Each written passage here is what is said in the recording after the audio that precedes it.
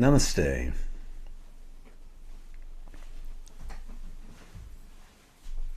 We enter into a large topic this time. The psyche and the self. I don't think we can cover it all in one sweep, but we can begin. Maybe this will be a preamble, which we'll follow up with. We pointed out that a principal chapter to which one could refer is the double soul in man, in the life divine. He begins that chapter with a few citations drawn, all of them from Upanishads. The first is from the Katha, but also appears in the Shvetashvatara Upanishad. And in English, his English, the Purusha, the inner self, no larger than the size of a man's thumb. Later in the, well actually it's earlier in the Katha Upanishad, there's a verse which reads, "He who knows this self, who is the eater of the honey of existence, and the Lord of what is and shall be, has thenceforward no shrinking." And from the inevitable Isha Upanishad, "Whence shall he have grief? How shall he be deluded who sees everywhere the oneness?"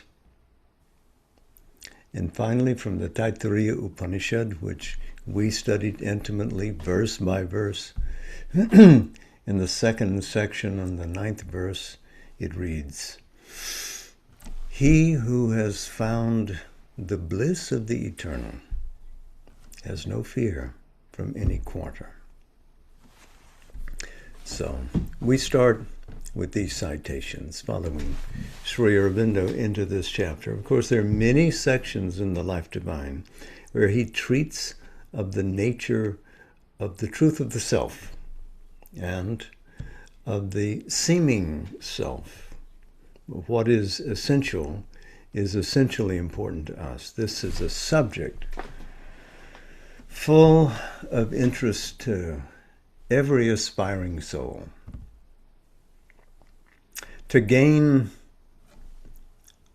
full clarity from a philosophic and psychological perspective, we will eventually need to distinguish among a number of terms and realities: the psyche, the psychic essence, the psychic entity, the psychic personality, and psychic being. A step at a time. We'll take simple steps this time and retrace our ground and fill in the picture as we move along week by week. Sri Aurobindo has at the basis of his yoga his Vedantic realizations. But in the practice of his yoga, he has a tantric sadhana in mind. We begin with Vedanta here.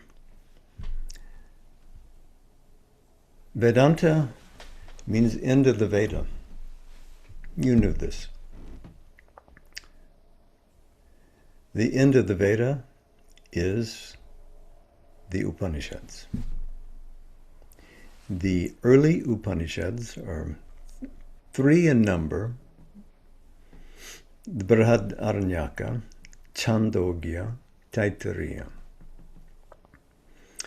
There are many that speak to common truth, because spiritual realization is not restricted even to a great teaching, but unrolls itself. And these words, which are timeless utterances, discoveries of spiritual moment made by sages in the Vedantic period, the Upanishadic period, bear similarities. They all exclaim something wonderful which is behind the moving world, some eternal being. The Brihadaranyaka and later the Mandukya both describe several states of being in which dwells the one self. They are at levels. The Taittiriya speaks to us, as we know, of ladder of being that leads from matter, food, annam, through the life energy, prana, into mind and beyond it, manas, into a supramental consciousness, vijnana. But all of this train of being hails from ananda, bliss, delight.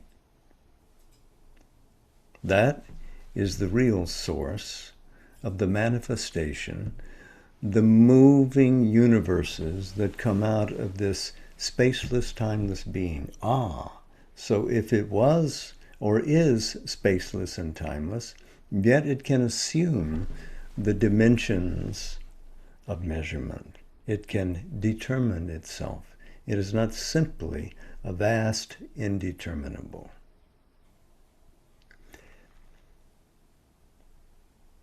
It is not restricted simply to that which is vacant of form.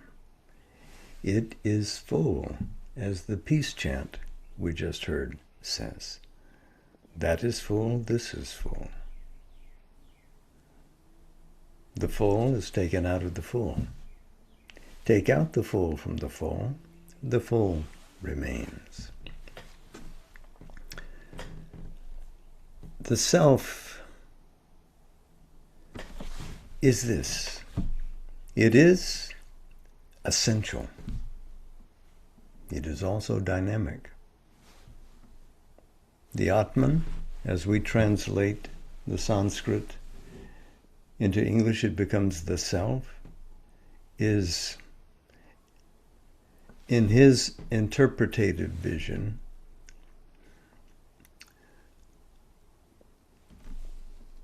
a way of speaking about Sat Chit Ananda.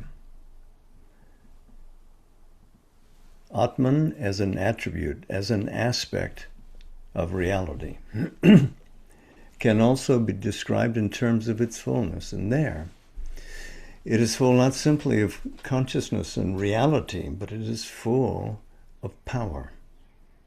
And its power is moved by its self-delight. And its motion is creative and truth-bearing. So what is delivered from the active poise of the true self is real. And since it's a birth from Ananda that brings it forward, it is necessarily beautiful. Again, Vedanta in the voice or voices of the Upanishads declares the equivalence of Brahman and Atman.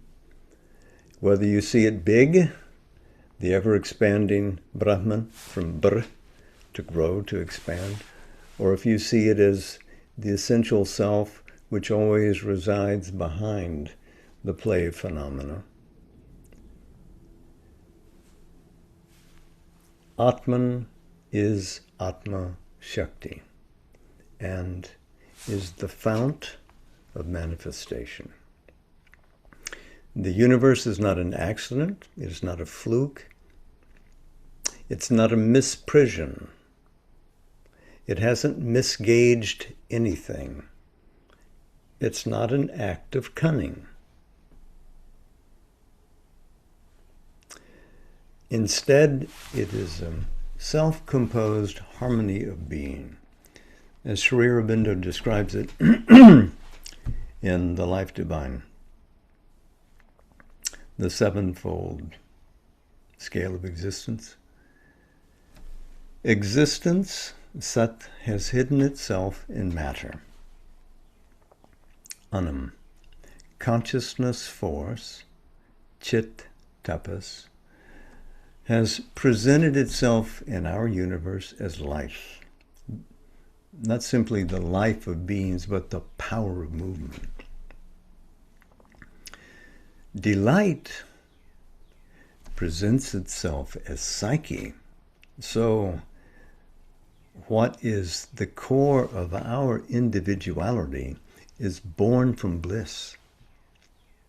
The supermind, translating Satchit Ananda into active form, stands at the top of this scale of existence as mind, struggling, wrestling to interpret the infinity which it's dealing with into terms understandable to it. It is a useful form of consciousness, not one to be absolutely discarded as we evolve, but must learn its place, as the ego must learn what its limited place is as the true individual, the psyche, emerges from behind. So, the great dynamic self, or Shakti, manifests innumerable beings from delight. Her great soul is the unseen link, the conscious web between or among the timeless one and the timeful many. All existence expresses her essence. We are real because we come from her. The soul, as her delegated person here, is by right a secret sovereign, but screened from our external and even from our deepening psychological view. The psychic being, articulating its essence, is a portion of the divine being. It emerges in evolution through a slow development to recapture its luminous essence in form and space and time. It can become sovereign, aided by the instruments, life, body, mind, who recognize the indwelling spirit and turn to help its manifestation. This power within us, as it comes to the front, seeks the good, the true, the beautiful, and grows thereby. And isn't it interesting that Sri Aurobindo goes back to the great Greek virtues to express what is native and has kinship with the term psyche, which, of course, is Greek.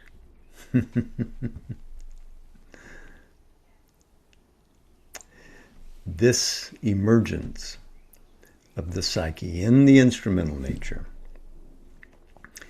is crucial for the integral change of nature. If it does not come forward, we don't have the dynamic stature and poise in the universe to affect the big change that cosmos requires. So, to recap, the true soul is a veiled psychic entity within, which is a deputy in the forms of nature, supporting the instrumental nature. It's a flame of the Godhead. To go back to the Vedic image, the psyche is represented among the Vedic gods as Agni, always progressive, always offering, always growing, starts as a spark, becomes a flame, becomes a fire, and moves towards that from where it came.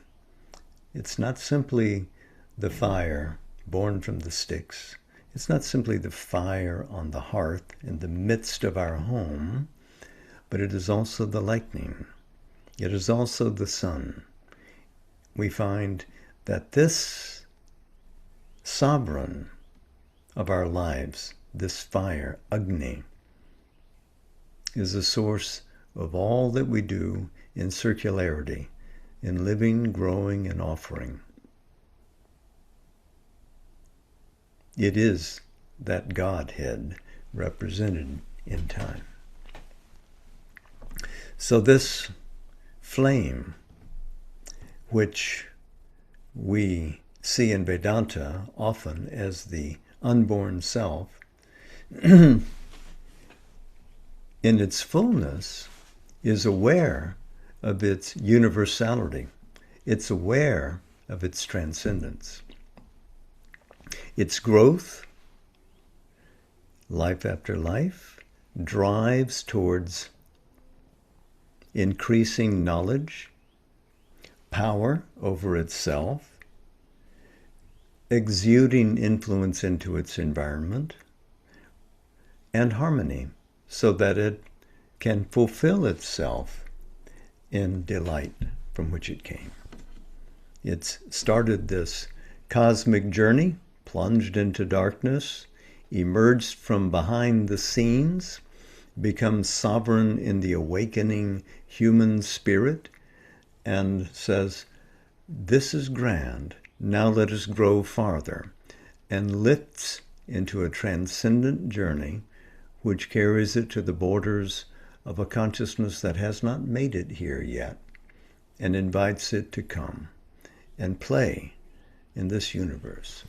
So this psychic person, as it comes forward, throws in front not a shadow of itself, but a real psychic personality with which it conducts this immortal journey. So, Sri Aurobindo has a brilliant passage in this chapter, The Double Soul of Man. And in the Collected Works of Sri Aurobindo version, it's on page 241. I'm going to read it. For the psychic being came into nature from the self, the divine. And it can turn back from nature to the silent divine through the silence of the self and a supreme spiritual immobility. Again, an eternal portion of the divine. He's quoting here from the Bhagavad Gita, chapter 15, verse 7. This part is by the law of the infinite inseparable from its divine whole. This part is indeed itself that whole, except in its frontal appearance, its frontal separative self-experience. It may awaken to that reality and plunge into it to the apparent extinction, or at least the merging of the individual existence. A small nucleus here in the mass of our ignorant nature, so that it is described in the Upanishad as no bigger than a man's thumb. It can, by the spiritual influx, enlarge itself and embrace the whole world with the heart and mind in an intimate communion or oneness. Or it may become aware of its eternal companion and elect to live forever in his presence, and an imperishable union and oneness as the eternal lover with the eternal beloved, which of all spiritual experiences is the most intense in beauty and rapture. All these are great and splendid achievements of our spiritual self-finding, but they are not necessarily the last end and entire consummation. More is possible. So he calls us to evolve beyond these grand experiences, because these are the summits native and comfortable to the spiritual mind. The psyche is free to evolve beyond the mind, to transcend these as well, to set down those realizations and achieve grander unifications, and do this from a universalized personhood. We can be the point, aware of the whole, or we can become the whole, aware of the point, and why one point only, but of all points. There we stretch beyond the possibilities of the mind. It wants, it sees, it desires to have that experience, but it is flattened by it when it comes. The mind is not the vessel that can hold that. We have to evolve a new status of being. Well, let me read another quote from Sri Aurobindo. This is from page 244 in the same chapter. In the fulfillment of our psychic being, as in the consummation of our parts of mind and life, it is the relating of it to its divine source, to its correspondent truth in the supreme reality, that is the indispensable movement. And here too, as there, it is by the power of the supermind that it can be done with an integral completeness, an intimacy that becomes an authentic identity. For it is the supermind which links the higher and the lower hemispheres of the one existence. In supermind is the integrating light, the consummating force, the wide entry into the supreme Ananda. The psychic being, uplifted by that light and force, can unite itself with the original delight of existence from which it came, overcoming the dualities of pain and pleasure, delivering from all fear and shrinking the mind, life, and body. It can recast the context of existence in the world into terms of the divine Ananda. So, to work alongside the ego, through the ego, as our first articulation of personhood, which we then discard as we become more and more aware of the truth of our internal spirit, as we become aware of the universal spirit around. This discovery is the first step of self-realization, as we've already talked about, and leads to greater terms of universality and transcendence. Embedded inside as the core truth of the individual who is evolving, it doesn't leap out instantly realized. As we can see in our own lives, it evolves and develops slowly. he describes towards the end of the Life Divine, in a different chapter, the triple transformation, that this is a quote from page 941, that as the crust of the outer nature cracks, as the walls of inner separation break down, the inner light gets through. The inner fire burns in the heart. The substance of the nature and the stuff of consciousness refine to a greater subtlety and purity. And the deeper psychic experiences, those which are not solely of an inner mental or inner vital character, become possible in this subtler, purer, finer substance. The soul begins to unveil itself. The psychic personality reaches its full stature. The soul, the psychic entity, then manifests itself as the central being which upholds mind and life and body and supports all the other powers and functions of the spirit. It takes up its greater function as the guide and ruler of the nature. That's the end of the quote. And we're back to the idea of soul being sovereign, eventually, as we outgrow the need of the ego. Set down the luggage, let's continue the journey. Well, he takes up this topic in his Letters on Yoga, Volume 3.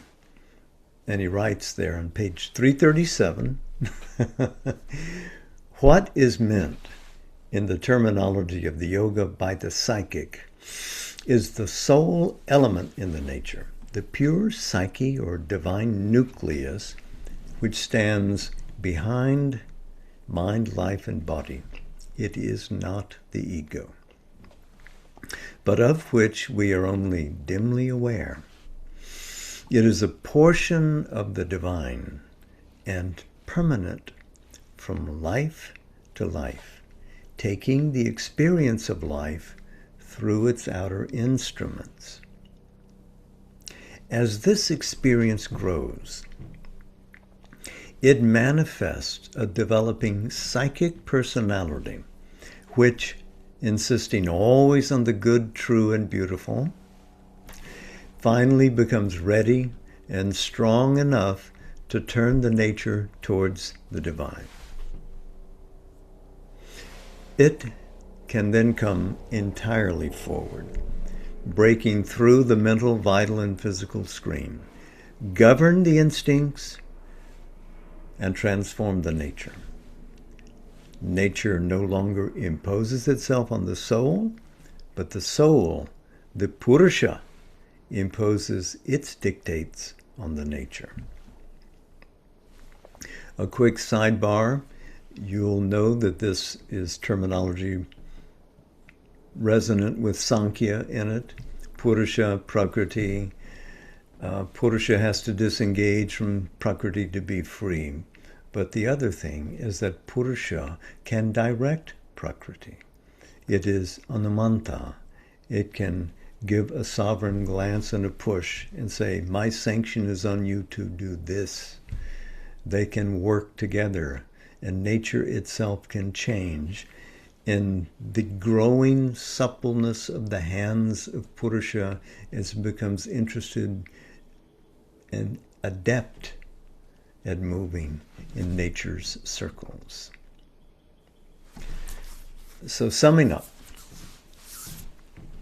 Brahman or Atman, reality, self, contains and expresses conscious power, innate to it, is itself omnipresent and not only transcendent. The self's radiations are multitudinous rays of that which is single in essence, like radiances coming out of a sun. Each ray is centrally true, enters into time, as it were, in the essence of the psyche, stands there, resides there, and grows into a being that rules the nature and moves towards transformation. The soul is that individual representation of what is cosmically and transcendentally real being. You are, and you matter, and you can become even more. You can, through yoga, unite all contraries and varieties of existence in your conscious and powerful form. Ihaiva, here and now. So, I think, if you'll permit me, I'll read a passage from Savitri, if I have voice enough left. You know, here in Pensacola, we've had a wonderful resurgence of oak pollen, and we're delighting in it. Everything is golden in color.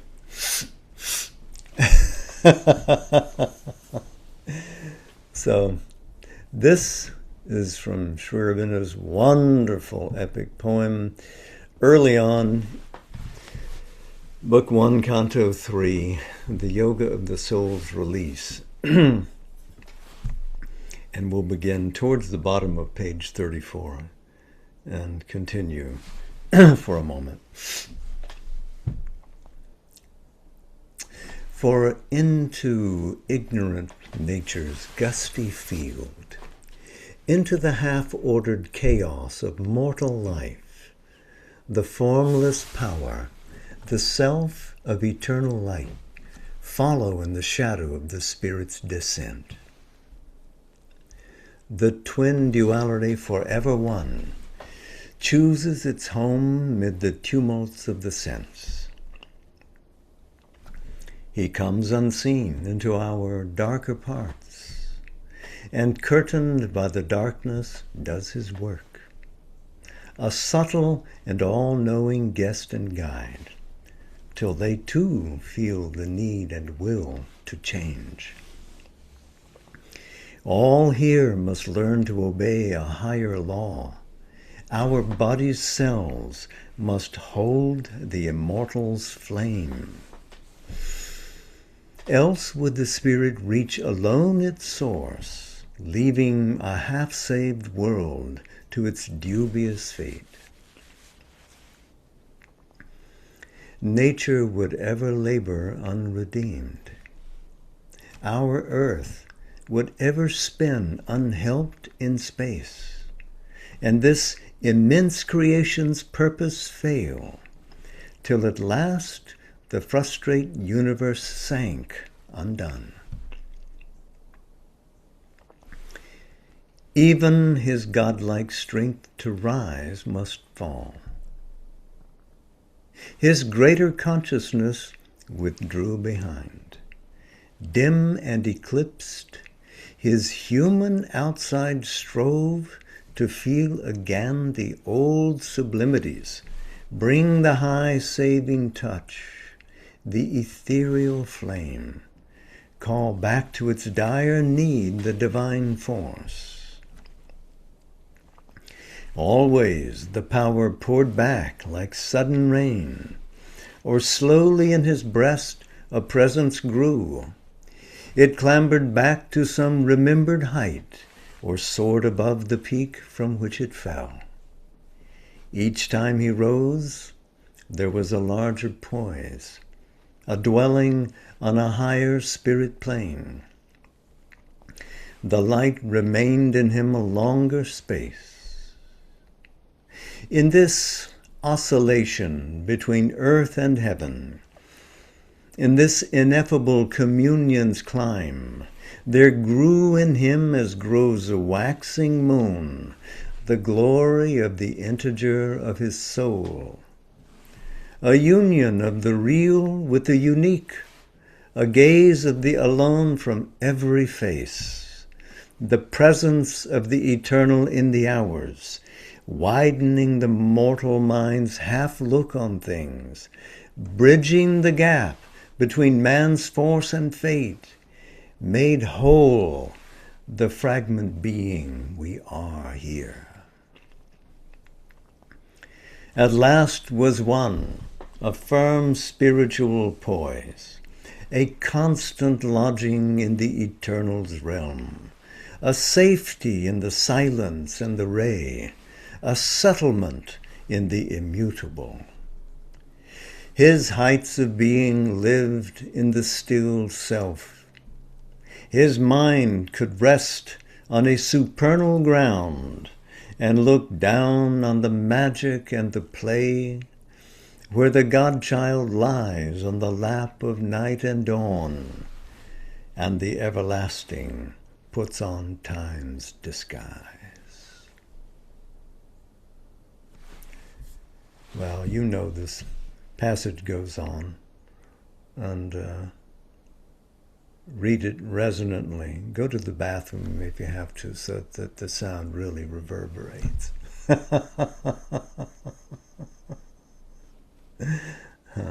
Look, wonderful to be with you again, as always.